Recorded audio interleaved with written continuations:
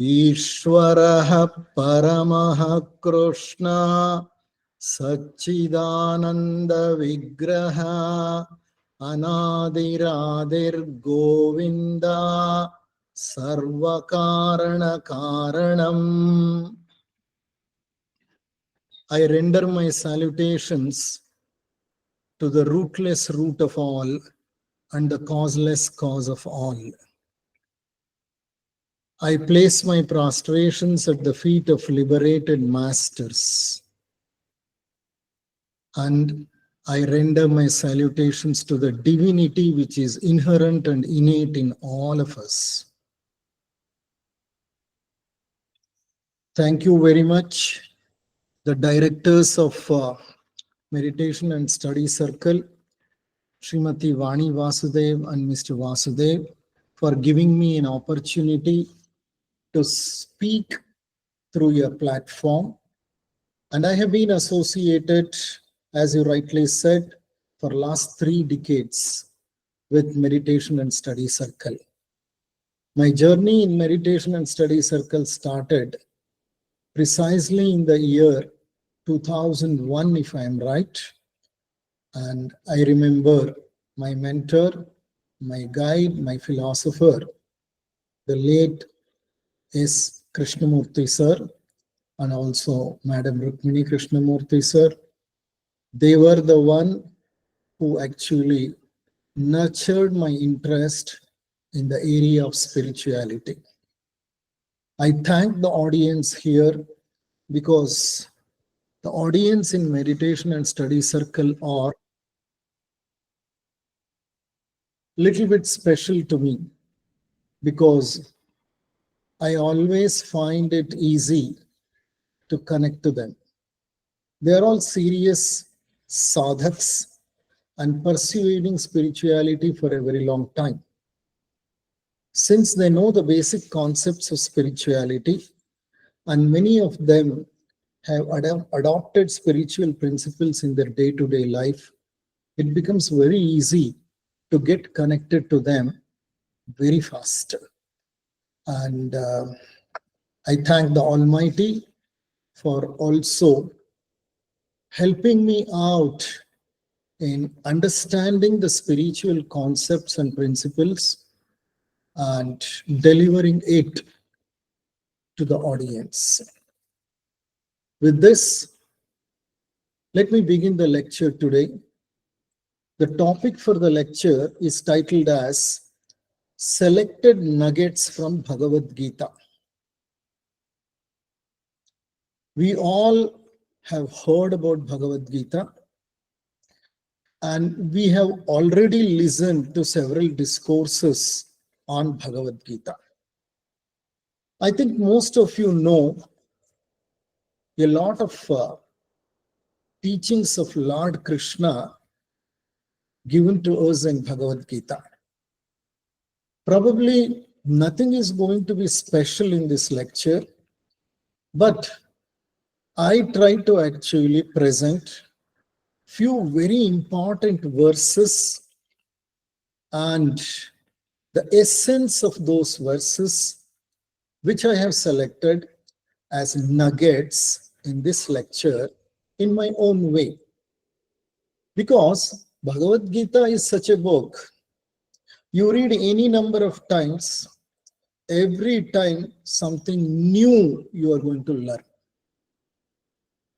And it's such a beautiful book and such a beautiful presentation of the spiritual essence, which we can never forget in life. In Sanatana Dharma, there are 3 scriptures which are together called Prasthanatrayas. Traya means 3. Prasthanatrayas. There are 3 scriptures which are considered as very holy, sacred, and prescribed for study in Sanatana Dharma. These Prasthanatrayas include Brahma Sutras, Bhagavad Gita, and Upanishads. I have been following a lot of discourses related to Upanishads in meditation and study platform. There were a lot of lectures earlier on Bhagavad Gita, but of late, I did not find so many lectures on Bhagavad Gita. So a thought came to my mind, and at the same point of time, I was studying Bhagavad Gita a bit seriously when Srimati Vani Vasudev called me. And I had completed a workshop on Bhagavad Gita and returning to Bangalore. I was traveling by car, and precisely at that point of time, Srimati Vani Vasudev called me and requested me to give a title for the lecture. So I thought, why not we speak about Bhagavad Gita only? I have not made any attempt to speak about Bhagavad Gita so far in the meditation and study platform. So I decided to pick up this particular topic. And you all know very well, Bhagavad Gita is a sacred book for Hindus. It is a spiritual treatise written by the great sage Vyasa. Vyasa Mahamuni wrote several scriptures, and one of the scriptures is Mahabharata. In Mahabharata, there are 18 chapters. The chapters begin from Adi Parva and end in Swargarohana Parva.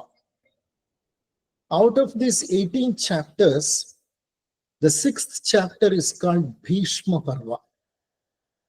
Bhishma Parva is precisely the chapter where the battle of Kurukshetra begins. The Kaurava army is headed by Bhishma Pitamah. And all those days, when Bhishma continued as commander-in-chief of Kaurava army, is discussed under Bhishma Parva. In this Bhishma Parva, Bhagavad Gita is incorporated. So Bhagavad Gita is a part of Bhishma Parva, and it is the 6th chapter in the Mahabharata. You all know very well the context of Bhagavad Gita is the beginning of the battle of Kurukshetra. Huge armies of Kauravas and Pandavas have assembled in the battleground. The battleground was Kurukshetra. This place is nearer to Delhi, nearer to Panipat. I have traveled to Kurukshetra once. Although I could not visit the place, I have passed through Kurukshetra and happened to see the Kurukshetra battleground from the train as such. This is the place where the battle happened long back. Huge armies of Kauravas and Pandavas have assembled. The battle became inevitable. It could not be avoided or stopped because Duryodhana was adamant and Dhritarashtra was blindfolded by Putra Vyamoha.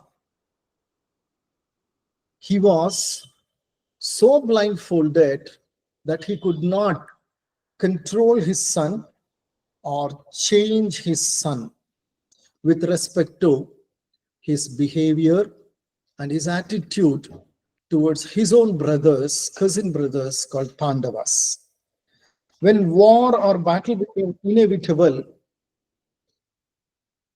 although Krishna tried his level best to go ahead with a peace accord, he couldn't succeed.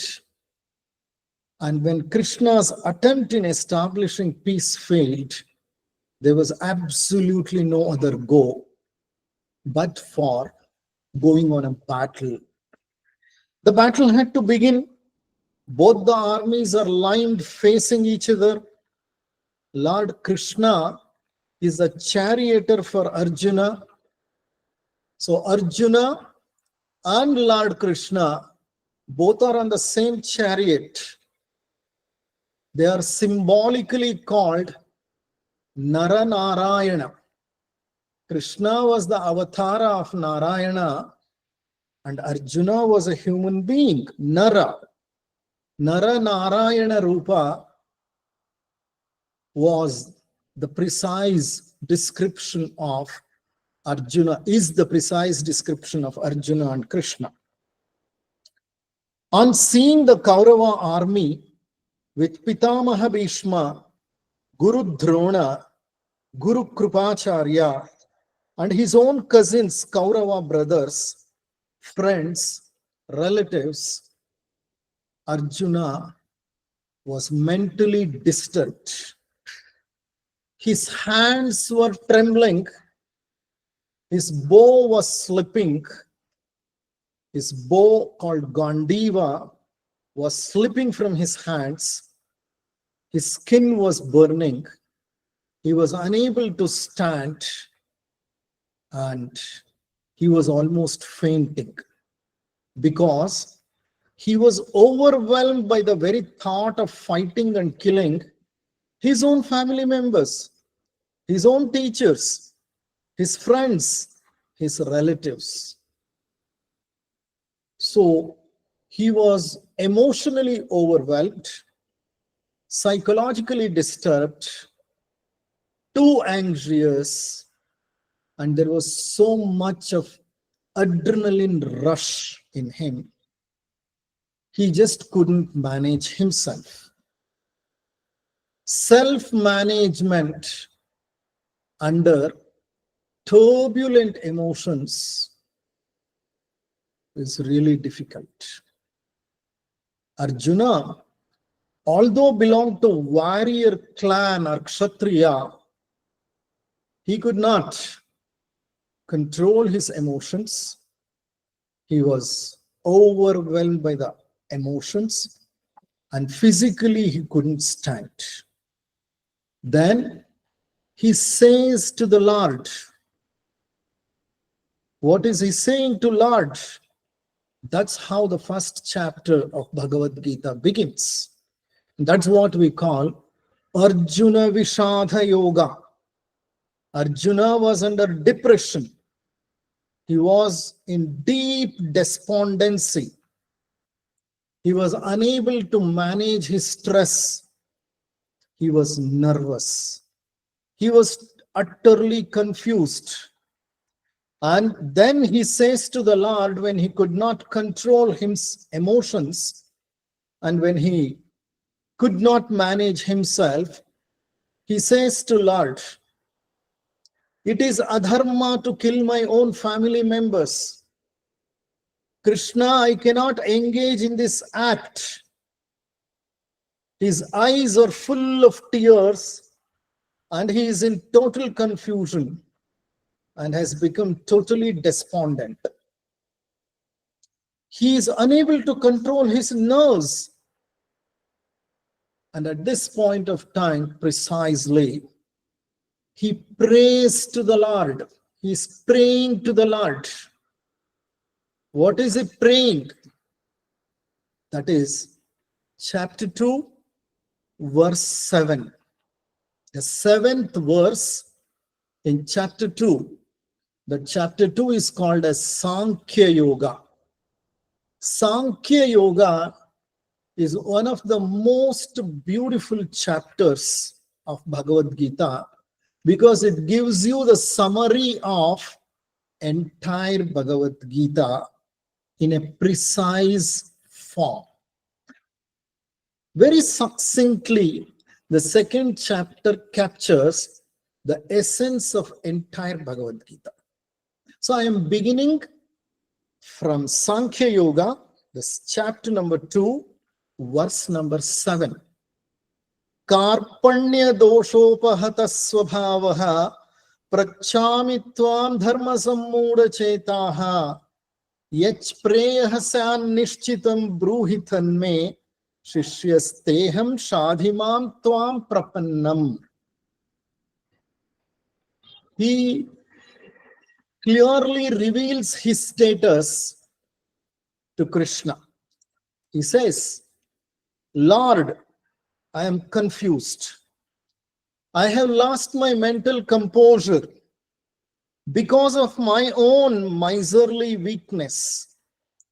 In this state, I really do not know what to do. Now I am your disciple. Now I am your disciple. I am surrendering to you. Please guide me. What is good to do at this point of time? This verse implicitly refers to the importance of surrender in spirituality. You might have heard of the term surrender.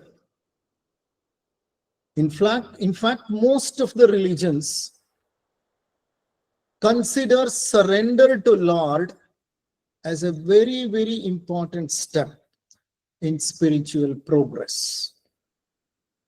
This particular verse, Arjuna is saying, Lord Krishna, I am not only a disciple to you, I am also surrendering to you. Please guide me. What am I supposed to do? And what is correct at this point of time? So, Bhagavadgita begins with surrender. Unless Arjuna tells Krishna that he is surrendering to Krishna, the Lord does not speak. Until then, it was Dhritarashtra Uvacha, Sanjaya Uvacha, Arjuna Uvacha. Krishna speaks for the first time after this verse. Until then, Krishna was a keen observant of everything that was happening there. Lord Krishna was a great psychologist and an exemplary psychiatrist. He knew what was happening everywhere around there, including what was running through the mind of Arjuna. And he remained silent, keenly observing everything. When Arjuna said, I am surrendering to you, Lord, you are my ultimate shelter, repose. I am your disciple. Please guide me. Until then, Krishna's role was to silently observe. That means to say, unless a person surrenders to Lord, probably Lord also cannot guide us and help us. That means to say, all that spiritual sadhana that we do or we are engaged in should lead us to surrender. And only when we surrender totally to the Almighty, then probably the guidance starts arriving at us, or the guidance starts revealing itself to us. So surrender is a very, very, very, very important process. I can say it's a phenomenon that happens. It's something which happens inside us. Our lower self surrenders to the higher self. Higher self is the Lord Krishna, and lower self is our ego. We can also consider higher self as capital ego, capital letter ego, ego, that is God.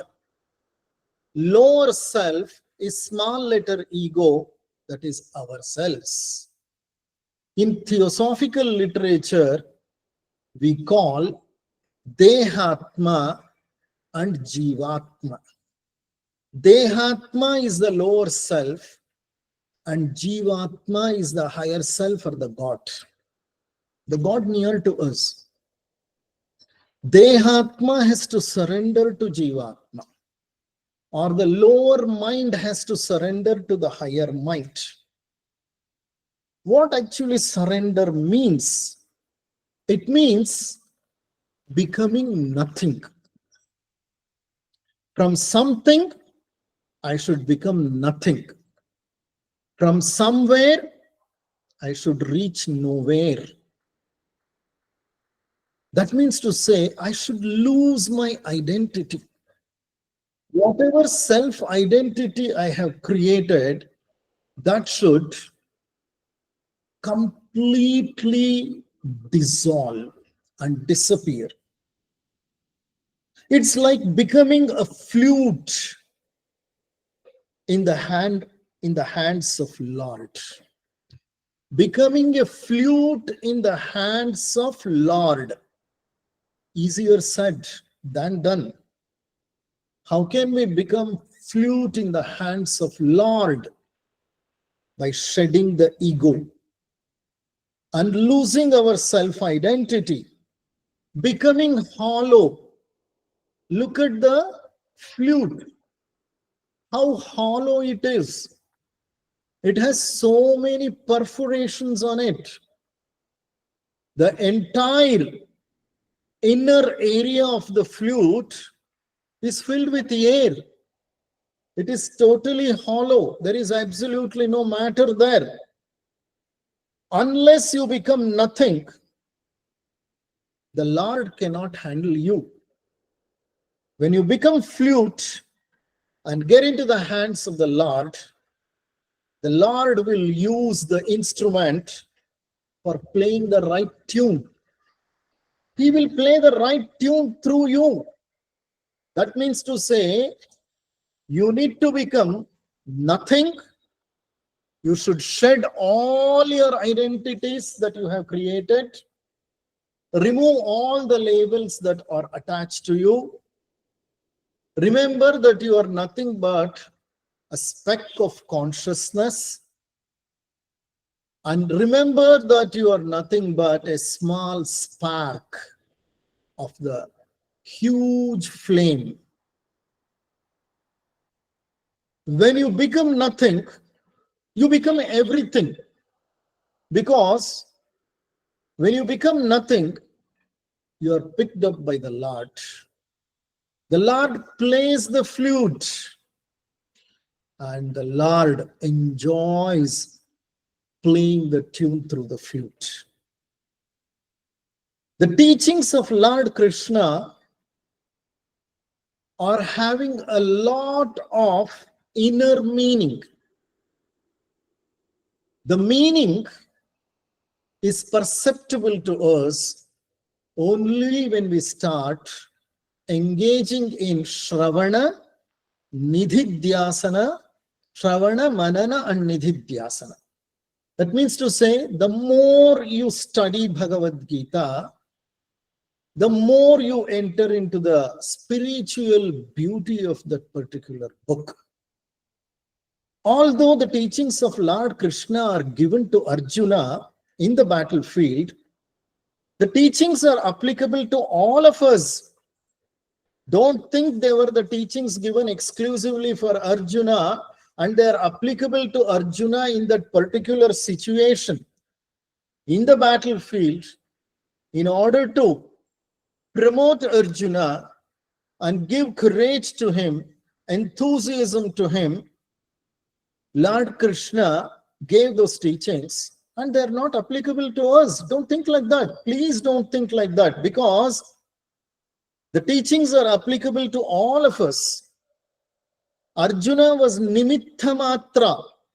Just for name's sake, the teachings were given to Arjuna. He was just namesake. But majorly, all these wonderful spiritual teachings are applicable to each and every person, each and every individual. See, life is such that all of us know very well that life is never a straight line. Never life happens, proceeds in straight line. There are several twists. There are several turns. Every twist and turn is an obstacle, a difficulty that we face. Invariably, we face a lot of difficulties and also a lot of challenges, a lot of problems. Whenever you face a problem, a challenge, or a crisis, please flip through the pages of Bhagavad-Gita, and certainly Bhagavad-Gita will give you the solution. There's absolutely no doubt about it. I have experienced it in my life, and I know very well that Bhagavad-Gita is a treasure house of spiritual principles. Hence, one should read Bhagavad-Gita. There was a great nuclear physicist. He was a theoretical physicist by name Oppenheimer. Oppenheimer was an American, and he was engaged in Manhattan atom bomb manufacturing project. It was the same atom bomb that was manufactured in the Manhattan atom bomb project, which was actually thrown on Nagasaki and Hiroshima.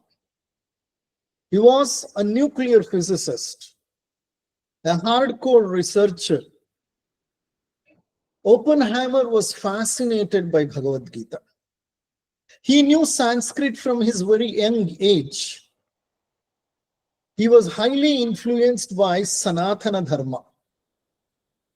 He had read Bhagavad Gita several times, and Bhagavad Gita was always a bedside book for him. Even during his last days, he used to read several verses of Bhagavad Gita and used to enjoy. And he has prescribed this book to many of his friends and acquaintances, suggesting that it is a panacea. Panacea means it's a great healer. It can heal all your problems in life. It has that potential. Such a book, which is not only admired by Sanatanis, but also by the Westerners, is nothing but a beautiful treasure house for spiritual sadhaks. See, this Bhagavad Gita second chapter begins with surrender. And Arjuna surrenders to Lord. And the Lord starts handling Arjuna with his own teachings. 18th chapter is the last chapter of Bhagavad Gita, and that is called as Moksha Sannyasa Yoga. And in the 18th chapter, more or less at the end, again Lord talks about surrender. Arjuna surrendered and the teachings began. The teachings began, and Bhagavad Gita, after all the chapters, reaches the end of the 18th chapter, that is the last chapter. And again, the concept of surrender was prescribed by Lord Krishna. 18th chapter, the 66th verse, wonderfully says, Sarva dharman parityajya mamekam sharanam vraja. Aham tvam sarva papebhyo mokshayishyami mashuchaha. Sarva dharman parityajya mamekam sharanam vraja. Aham tvam sarva papebhyo mokshayishyami mashuchaha. What exactly this verse means?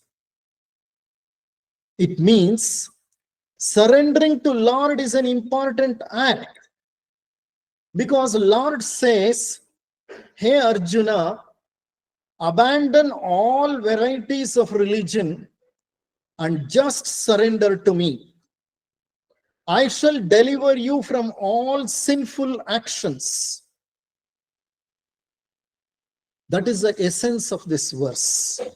Sarva dharman parityajya. Abandon all religions. All that you know, all varieties of religions. Abandon. Mam ekam sharanam vraja. Completely surrender to me. What I will do? Aham tvam sarva papebhyo. What I will do is, I will cleanse you from all your sins. Moksha ishyami mashuchaha. I will provide deliverance to you. What is this?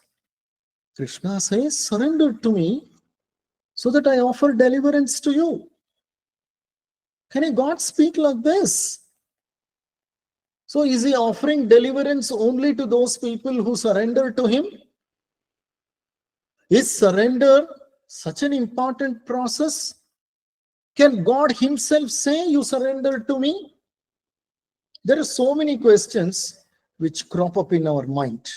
Yes, when we keep contemplating on all these verses through our lower mind, analytical mind, these questions definitely pop up. But you know what this verse means? This verse means once the ego disappears from an individual, once the ego dissolves, then the Lord will offer deliverance. The process of surrendering is nothing but the process of losing your ego. Lose yourself to find yourself. There's a wonderful saying of Acharya Rajneesh. It says, lose yourself to find yourself. I remember long back giving a lecture titled as Lose Yourself and Find Yourself. Losing yourself means lose your ego, the self-identity. As you lose your ego, you become nearer and nearer to the Lord. And in this verse, Lord Krishna says, surrender is the most important thing. When you lose your ego, you are automatically in a true state of surrender. Then Lord will relieve us from all our sins. Dissolution of ego automatically leads a person to non-duality. As long as the feeling of I is there with us, we can also call it as I-ness. As long as the feeling of I am, is there with us, we are packed with ego. The moment I is there is something called non-I. The rest of the world becomes non-I. When you create I, you are also implicitly creating non-I. The moment this happens, there is duality. I am there and the rest of the world is there. I am separate. The moment I say I label myself to this body, I refer myself to this body. The moment I feel this is I am, the rest of the world is not I am, it is non-I. And then the first order conflict begins. The first order conflict is the conflict between I and non-I. And this conflict goes on. This conflict goes on throughout the life. And as long as this duality means Dvaita, or dvandva, as long as this keeps haunting us, we can never experience Advaita or monism. Hence, Lord Krishna says, you just shed your ego, automatically I will honor you with deliverance. It automatically happens. Bhagavad-gita preaches surrender right at the beginning and also right at the end. It begins with surrender, it ends with surrender. So understand the importance of surrender in a person's life. Most of the times, we carry on our routine life being in our ego consciousness, small letter ego consciousness. We hardly and rarely remember the capital letter ego, that is God. Is it possible that we remember the capital letter ego always and rest in the capital letter ego consciousness most of the times, instead of resting in the small letter ego consciousness always? Okay. So with this, let me move on with the other nuggets of Bhagavad Gita. Nugget means a lump of gold. If you go to a mine of gold and start excavating the mine, mucking the minerals there, you get lumps of gold. Bhagavad Gita is a gold mine. The more you mine, the more gold lumps you are going to get. There are some verses in Bhagavad Gita which are really wonderful nuggets. It depends upon your efficiency. If you can efficiently mine Bhagavad Gita day in and day out, you can see the beauty of it in almost every verse. I have picked a few verses which I thought and I found, and generally they are said to be the most important verses from Bhagavad Gita. Bhagavad Gita preaches yoga. Yoga is a Sanskrit word derived from yuj. It means to unite, to integrate. You all know very well yoga means yuj. Yuj means integrate, join, unite. Whatever unites is called yoga. Our consciousness is always fragmented. Our consciousness is fragmented. If we want to unite our consciousness, we need to engage in yoga. Just follow yourself. Keep observing yourself. You will come to know that kaya, vacha, manasa, we are not in alignment. Our regular consciousness is clearly divisive or divided. We say something or we speak something, we do something else, and we think something which is totally different. Means what we speak, what we do, what we think, they are not in alignment.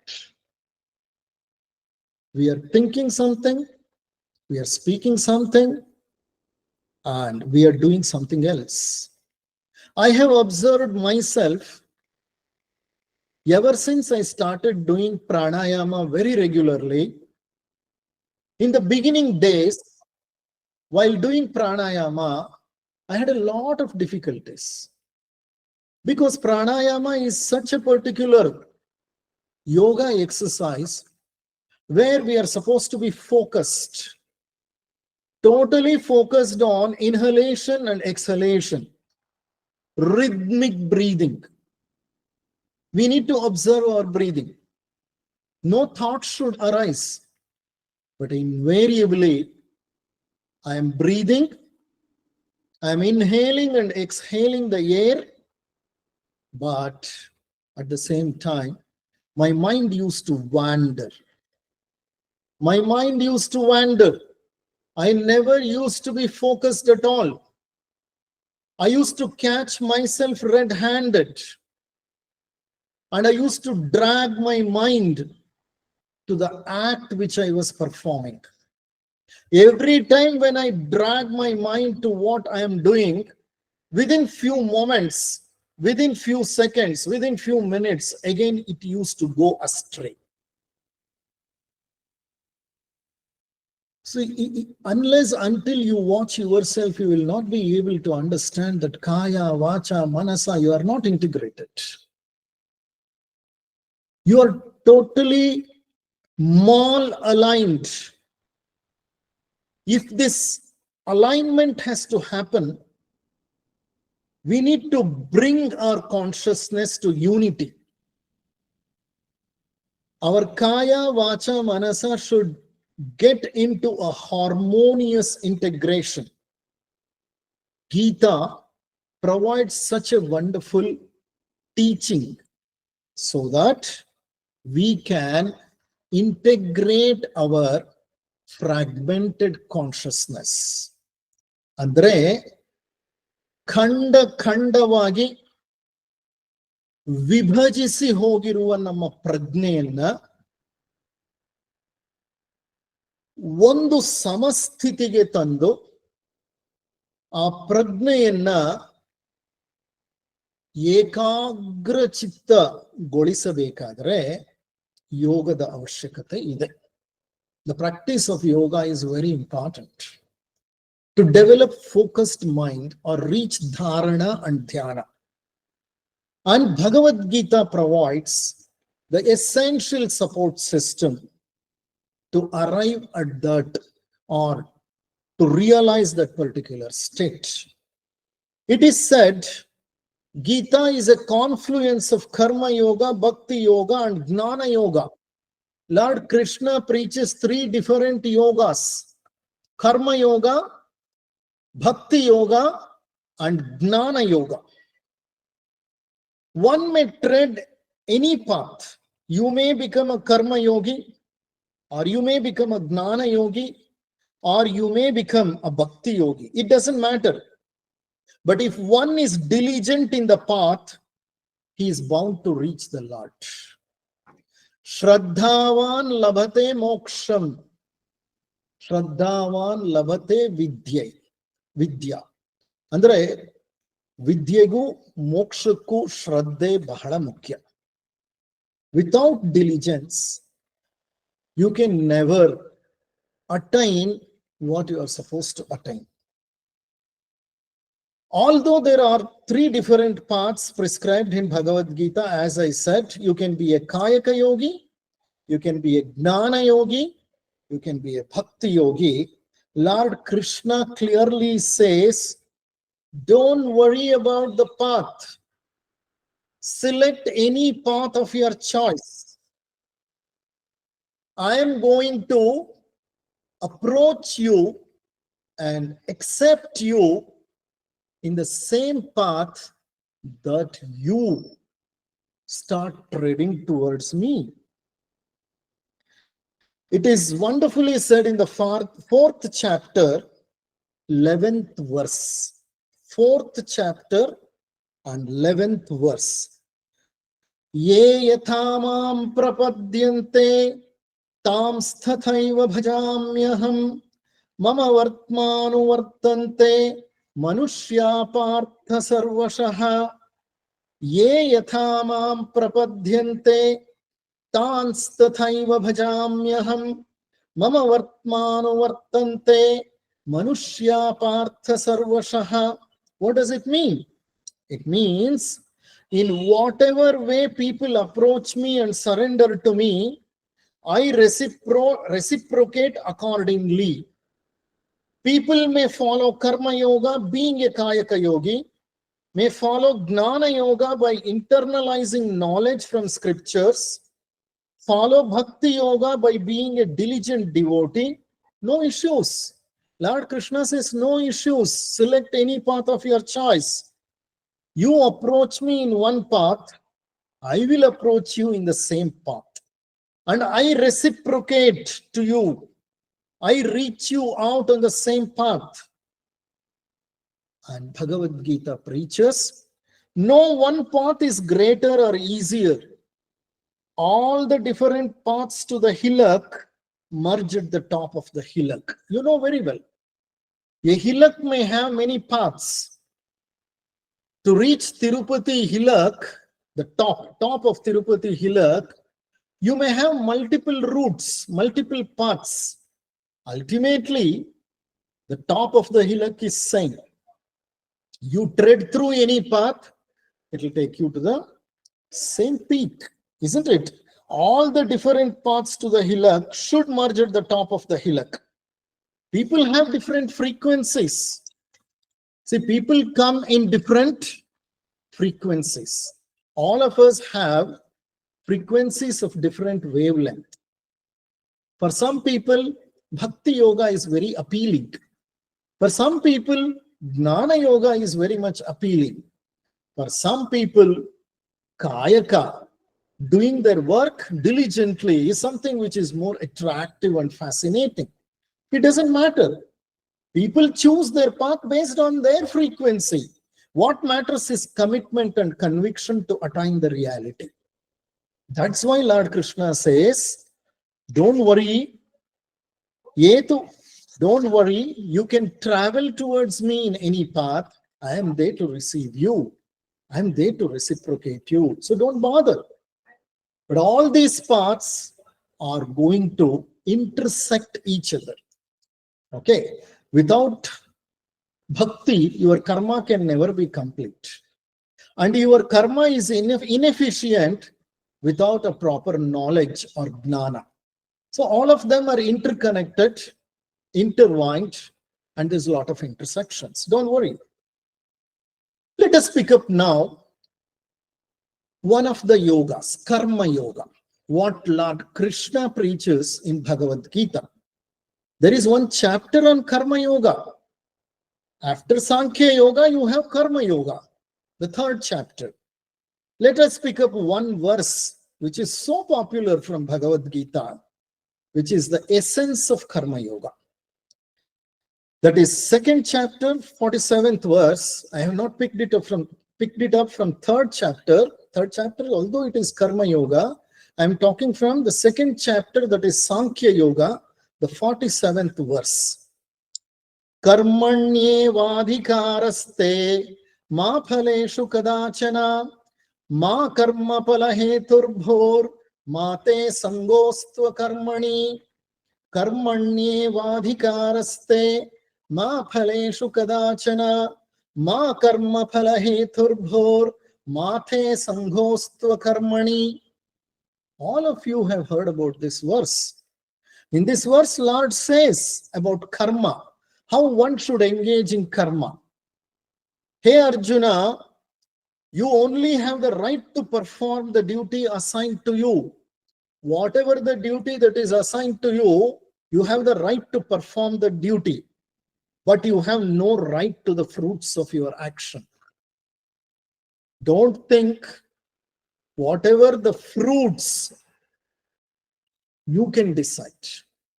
Whatever the reward of an action, you can decide. You are nobody to decide. You don't have right of reward. You have only right to perform. He explains the theory of karma, a fundamental theory of Sanatana Dharma. Sanatana Dharma is based on few theories. One of the theories is karma theory, or karma siddhanta, or the doctrine of karma. So the doctrine of karma is something which is a foundation for Bhagavad Gita. Lord Krishna says, do your karma without any expectation. It means that doing karma is in our hands only, but results are not in our hands. Doing karma is very much there in our hands. Whatever you are, do your karma. As a father, what you're supposed to do. As a brother, what you're supposed to do. As a son, what you're supposed to do. As a government officer, what are you supposed to do?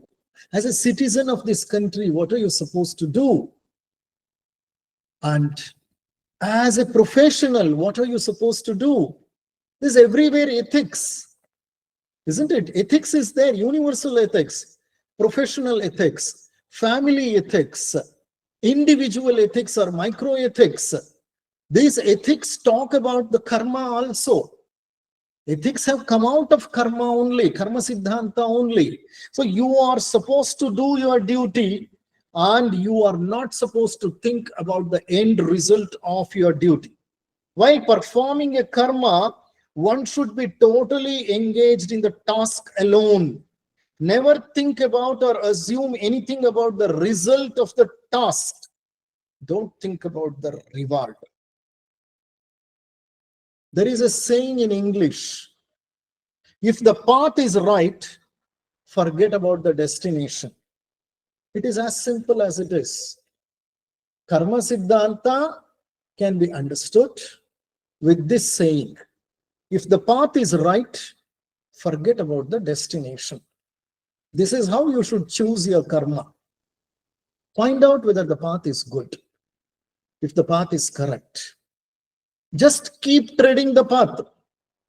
Don't bother where the path is going to take you, because that is not in your hand. What is there in your hand is to tread the path diligently, with commitment, with conviction, without looking for any end result. The end or the destiny is going to be decided by someone else. Someone else. You have no role to play. See, what happens when you forget about the result and start performing an act? The act becomes very efficient and very effective. Please understand, as a doctor, before giving an injection, if I think, what if there is an anaphylactic reaction? Anaphylactic reaction means allergic reaction. Every drug has the risk of anaphylaxis. For some people, the lignocaine that we gave to anesthetize the tissue, a local anesthesia, lignocaine hydrochloride, is highly allergic. We have come across cases where patients just die on the dental chair or die in the medical clinic with an infiltration of lignocaine. Not even a drop of lignocaine might have entered. The person may show severe anaphylactic reaction. If the doctor keeps thinking, what if anaphylaxis happens? Okay, let him know that anaphylaxis may happen and keep himself ready to face such a situation. But while giving infiltration or giving a nerve block, if he is scared about an anaphylactic reaction, the way he gives the block, the way he gives the infiltration may go wrong, may completely go wrong. If the doctor has to perform a surgery and if he keeps thinking it may give a lot of pain to this patient later for many days, and what if there is severe bleeding while I am doing surgery, and what if patient dies on the bed, on the OT table as I am doing surgery, can he perform his act properly? Definitely not. If a student starts thinking while writing the exam, what if I fail? What if I fail in the exam? What happens to his performance? Please, while doing karma, be in the present. Remove yourself from future. or from the past. Just be in the present, that is yoga. Being in the present, you are in perfect alignment. You are kaya, vacha, manasa integrated whenever you stay in the present. When you put up yourself in the present moment, your trikarana, kaya, vacha, manasa, they are in perfect alignment. And that's when you become highly efficient and effective. That's why I'm telling you, just understand whether the path is right, forget about the destination. In Mankutimana Kagga, D.V. Gundappa wonderfully writes, Mavu sasiyanu nettu ಬೇವುಣಲು ಸಿದ್ಧನಿರು ಭೂ ವಿಷಯ ಸ್ಪರ್ಶದಿಂದ ರಸ ಮಾರ್ಪಡುವುದುಂಟು ಆ ವಿಷಯ ನಿನಗೇಕೆ ತೋಟದೊಡೆಯನಿಗಿರಲಿ ಸೇವಕನು ನೀನಲ್ತೆ Mankutimma. It's nothing but karma siddhanta, karmanyavadikaraste. Your duty is to plant a mango tree or a mango sapling. Plant the mango sapling, sow the mango seed. But although you have sowed or planted a mango seed or a sapling, sometimes the neem may come out of it. You thought sweet mangoes you may get, but it may turn out in such a manner that you may get the bitter neem leaves and neem seeds. Why it happens like that? Bhu vishaya sparshadinda rasa marpaduduntu. This world is like that. This Martya Loka is like that. You may have planted a mango, but be ready to face the neem leaves and the neem seeds. It happens.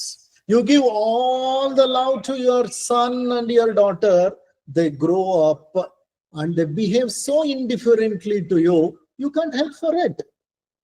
You gave love, but as a reward you are getting back their hatred. Doesn't matter. It happens sometimes because karma siddhanta has a lot of intricacies. You have a lot of prarabdha karma, sanchita karma. You have done something in your past lives and that's haunting you now. So you need to expend that karma. Although you did good, you may get something bad as a reward. It doesn't matter. Who are you to decide that you planted a mango sapling and a sapling should give only mangoes to you? You need not. You are nobody actually to decide that. Avishaya ninageke. You are nobody to think about it. Totadodayanigirali. Totadodaya means the lord of this garden. The garden is nothing but this planet, the Bhumandala. Who is the lord of this Bhumandala? Who is the Totada Odaya? He is nothing but the Lord Krishna or the Almighty. So he decides what needs to be given to you for any act that you perform. Sevakanu neenalte mankutimma. You are just a servant. Be a servant and do what you are supposed to do. The rest should not bother you. This is what is the essence of karma yoga. With respect to the importance of gnana yoga, Lord wonderfully says in 4th chapter, the 38th verse, Nahi gnanena sadrusham pavitramiha vidyate tat swayam yoga samsiddhaha kalenatmani vindhati. Nahi gnanena sadrusham pavitramiha vidyate tat swayam yoga samsiddhaha kalenatmani vindhati. This is from 4th chapter. In this verse, Lord says, Arjuna, in this world there is nothing which is as sublime and as purifying as knowledge. Knowledge is the most sublime, the most powerful, and the most purifying by its nature. There is nothing which is so purifying as knowledge. Gnana ಅಜ್ಞಾನವನ್ನ ದಗ್ಧ ಮಾಡಿಬಿಡುತ್ತೆ. ನಮ್ಮೆಲ್ಲ ಸಮಸ್ಯೆಗಳಿಗೂ ಮೂಲ ಕಾರಣ ಅಜ್ಞಾನ, ಅಜ್ಞಾನದಿಂದ ಅವಿದ್ಯೆ, ಅವಿದ್ಯೆಯಿಂದ ಅವಿವೇಕ, ಅವಿವೇಕದಿಂದ ರಾಗದ್ವೇಷಗಳು, ರಾಗದ್ವೇಷಗಳಿಂದ ಕರ್ಮಗಳು, ಕರ್ಮಗಳಿಂದ ಸಂಚಿತ ಕರ್ಮ, ಪ್ರಾರಬ್ಧ ಕರ್ಮ, ಆಗಾಮಿ ಕರ್ಮ. ಪುನಃ ಹುಟ್ಟುತ್ತೀವಿ, ಪುನಃ we pass through this vicious circle. So the root cause for all our problems is avidya, which has arisen out of ajnana. That's why Lord says, look, there is nothing which is as purifying as knowledge. It purifies one's mind, one's soul, and one's spirit. ಜ್ಞಾನ ಎಲ್ಲವನ್ನು ಪರಿಶುದ್ಧಗೊಳಿಸಿಬಿಡುತ್ತೆ. ಆತ್ಮವನ್ನೇ ಪರಿಶುದ್ಧಗೊಳಿಸುವಂತಹ ಶಕ್ತಿ ಇದೆ ಜ್ಞಾನಕ್ಕೆ. Anyone who has attained purity of mind through prolonged practice of yoga will receive such knowledge within the heart. How to get this knowledge? Jnana Yoga. How to get this knowledge? By reading scriptures, by reading books, by engaging in satsangs. Yes, all that is good. Please be in the company of everything that is sat or good. There's absolutely no doubt about it. But alone that is not important. After extensive study of scriptures, participation in satsangs, have you tried yourself to introspect, change yourself, look for the idiosyncrasies that you carry, look for the inherent flaws that are there in you, look for your weaknesses? Have you caught yourself red-handed any point of time? If you are not doing that, probably the progress is stagnated. When you start moving on the path of sadhana, it's not only satsang and swadhyaya, it is also the anusthana, which is very, very important. This anusthana or practice will definitely help you in overcoming ajnana and burning out our ignorance. It is a knowledge which does not come from outside. It is a knowledge which wells up from inside. It is something which blossoms from inside. ಅದಕ್ಕೆ ಕಗ್ಗದಲ್ಲಿ D V ಗುಂಡಪ್ಪನವ್ರು ಹೇಳ್ತಾರೆ, ಪುಸ್ತಕದಿ ದೊರೆತರಿವು ಮಸ್ತಕದಿ ಬೆಳೆದ ಮಣಿ, ವಸ್ತುಜ್ಞಾನ ಅಂತರೀಕ್ಷಣೆಯಿಂದ ಶಾಸ್ತ್ರಿತನದಿಂದಲ್ಲ ಮಂಕುತಿಂಕ. ಪುಸ್ತಕದಿ ದೊರೆತರಿವು ಮಸ್ತಕದಿ ತಳೆದ ಮಣಿ. ಸುಮ್ಮನೆ ತಲೆ ಮೇಲಿರೋ ತಲೆ ಮೇಲಿರೋ ಒಂದು ಕಿರೀಟ ಇದ್ದ ಹಾಗೆ, ಅದು ಒಂದು ಮಣಿ ಇದ್ದ ಹಾಗೆ, ಅದರಿಂದ ಯಾವ ಬದಲಾವಣೆನೂ ಆಗಲ್ಲ. ವಸ್ತು ಸಾಕ್ಷಾತ್ಕಾರ ಅಂತರೀಕ್ಷಣೆಯಿಂದ. If you want to experience the reality, antarikshane, introspect. As you introspect, you change, you transform, and you metamorphose.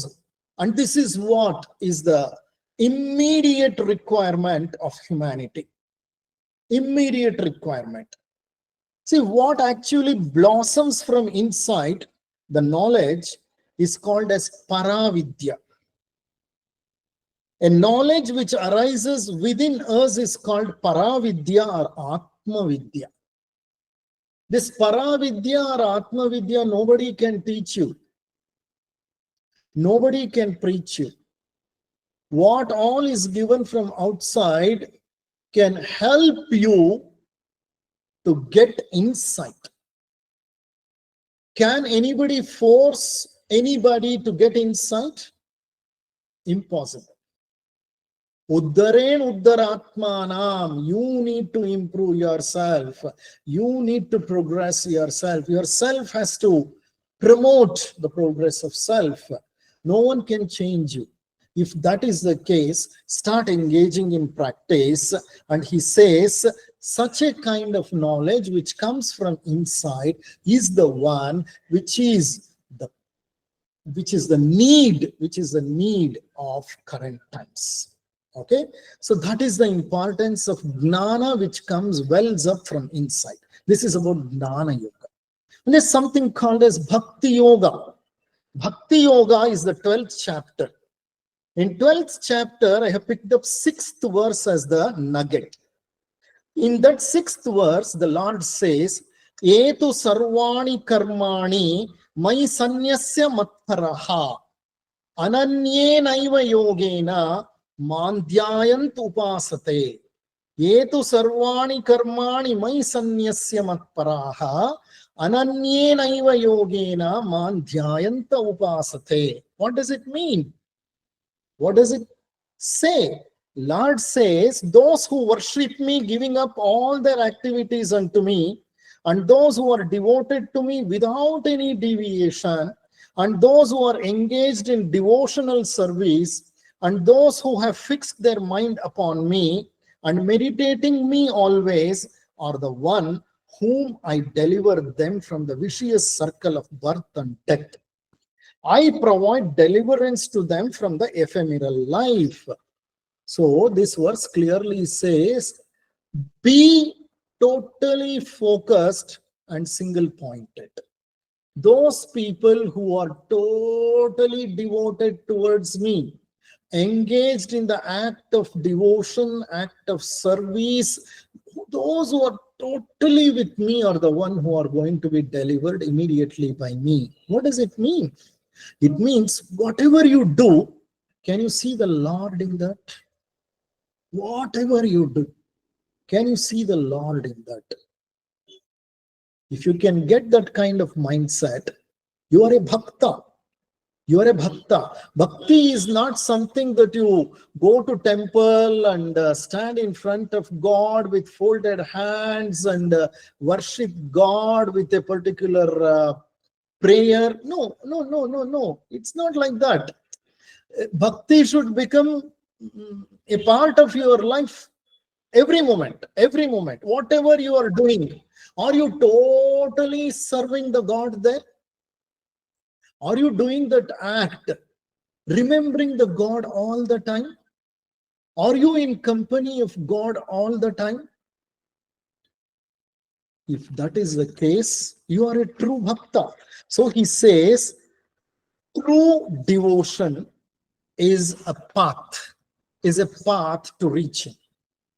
It is always said in spirituality, bhakti or bhakti marga is the nearest path to God. Out of all margas, bhakti marga is the nearest marga, they say, because anybody can become a bhakta. Anybody.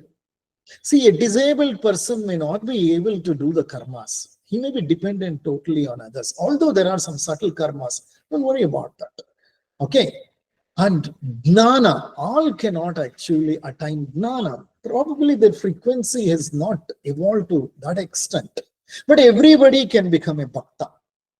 If you become a bhakta, you can attain that liberation.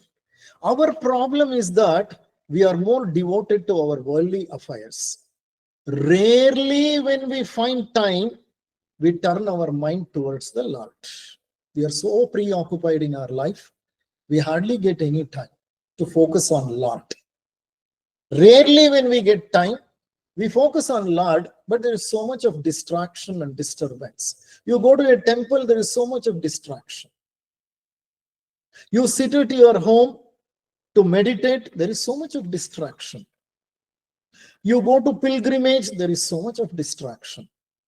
The thing is, unless and until you skillfully develop how to remain single-pointed and totally focused, you can never ensure progress on the path of spirituality. Mostly we spend our lives preoccupied with our own obsessions, being dragged by worldly affairs. We are rarely in harmony with our own inner selves. We are in conflict with our own inner selves, and we do not listen to our inner voice. This is rightly called the first order conflict. But yoga or sadhana is all about being in balance, equanimity at all times. Wherever you are, at all times, can you remain in equanimity? Can you maintain a perfect harmonious relationship with rest of the world? Lord Krishna wonderfully elaborates the importance of perfect balance in life in the following verse. And with this particular verse, I like to reach my conclusion. Lord Krishna says, balance is very important. Strike a balance in life. Everywhere a balance, equanimity, harmony. So he says in the second chapter again, Sankhya Yoga. I'm so fascinated with this second chapter. There is a lot of nuggets I have picked from second chapter only, Sankhya Yoga. The 48th verse says, Yogastaha kuru karmani sangam tyaktha dhananjaya siddhya siddhyo samo bhutva samatvam yoga uchyate. Yogastaha kuru karmani sangam tyaktha dhananjaya siddhya siddhyo samo bhutva samatvam yoga uchyate. The last part. Samatvam yoga uchyate. What is yoga? Yoga is nothing but maintaining equanimity, striking balance. Perform your duty being equipoised and be totally detached from rest of the things. Whether in success or failure, remain unperturbed and in total balance. Since equanimity is called yoga, rarely we come across people who are calm, collective, and composed. The mental composure in all situations, however extreme they are, is nothing but yoga. See, life is such that there are so many twists and turns, and there are so many things which keep exciting us, which keep depressing us. No doubt. In the midst of all disturbances, can you remain equipoised? Is it possible to practice it? For last few years, I am trying to practice this. I see a change in me, a perceptible change. I was a very snobbish person, very peevish person. I used to expect everything in a particular way. Even with students, I used to be snobbish. In the sense, I expect something, it should be done in the same way. Okay, I used to get disturbed. But of late, last few years, I started observing myself and I have started changing. Changing for the good. Can I remain equipoised even when something goes wrong? Is there a way that I don't get irritated but still imply what I need to imply?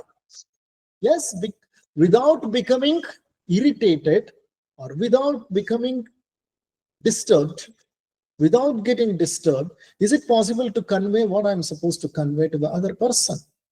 When I'm unhappy with something, or whether I'm happy with something, whether I'm excited, whether I'm depressed, can I remain with the same voice, same tone, same tenor? Very difficult. Very difficult. Although I'm telling I am on the path of sadhana, I see a perceptible change, but there's a long way to go. There's a very, very long way to go to strike that perfect equanimity. If you can strike that perfect equanimity, you are a yogi. And once you are a yogi, you are nearer to Lord. With this, the last verse I tell you, and complete this particular lecture. After preaching everything to Arjuna, in the end, Lord Krishna gives one wonderful verse in the last chapter. Iti te gnanamakhyatham guhyad guhyataram maya vimrushyaitad sheshena Yatachasi tata kuru. Yatechasi tata kuru. Yatachasi tata kuru. What is the meaning of it? O Arjuna, I have explained to you the most secret knowledge in the Gita. Guhyat guhyataram maya. Guhya means secret. The most secret Atma Vidya I have taught you. Now you analyze everything I have unto you, but now you analyze everything I have said to you, and you take your own decision. You decide what to do and do according to your will. Do according to your will. That is what is the meaning of yatachasi tata kuru. ನಿನ್ನ ಮನಸ್ಸಿಗೆ ಏನು ಇಷ್ಟವೋ ಅದನ್ನ ನೀನು ಮಾಡು. ಇದುವರೆಗೂ ನಾನು ನಿನಗೆ ಏನನ್ನ ಹೇಳಬೇಕಾಗಿತ್ತೋ ಹೇಳಿದ್ದೇನೆ. Lord could have actually imposed what he said upon Arjuna. He never did. It should not be done also. Every soul comes to this earth on a specific mission. Every soul progresses and grows in its own way. And the only thing that as a father, as a brother, as a sister, as a teacher, as a friend, what we can do is we can guide. But at the end, yatachasi tata kuru. Ninnistudante nin madu. Even Lord did not impose upon Arjuna, you have to do what I said. Never he said that. He said ultimately the decision is yours, Arjuna. You have the free will. So he is not trying to hijack the mind of Arjuna. He is never mesmerizing Arjuna with his teachings. He says clearly, you analyze everything and you take your decision. Can we employ the same method while handling people? When we are asked to give advice, yes, we may give advice. Otherwise, we are not supposed to give advice. Who are we to give advice? Only when we are sought for an advice, let us give the advice. Otherwise, no. And when we give the advice also, think about it and you take your decision.